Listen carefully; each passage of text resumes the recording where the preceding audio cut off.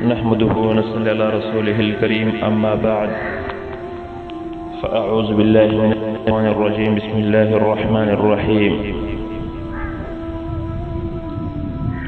حضرت ابو ہریرہ رضی اللہ عنہ سے روایت ہے کہ رسول اللہ صلی اللہ علیہ وسلم نے فرمایا مسلمانوں میں زیادہ کامل ایمان اس کا ہے جس کے اخلاق زیادہ اچھے ہیں۔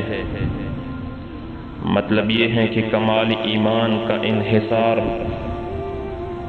حسن اخلاق پر ہے، بس اخلاق میں جو جتنا بلند ہوگا اسی قدر اس کا ایمان کامل ہوگا، یا اسی کو یوں کہہ لیجئے کہ حسن اخلاق کمال ایمان کا لازمی نتیجہ اور ثمرہ ہے۔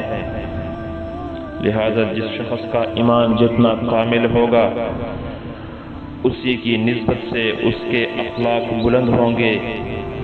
یہ نہیں ہو سکتا کہ کسی شخص کو ایمان کی حقیقت تو نصیب ہو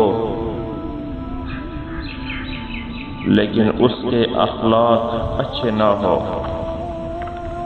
محترم سامعین، کافی عرصے بعد آپ کے سامنے پھر ایک بار حاضر ہونا پڑا۔ انشاءاللہ باقی بات اگلے درس میں بیان کریں گے۔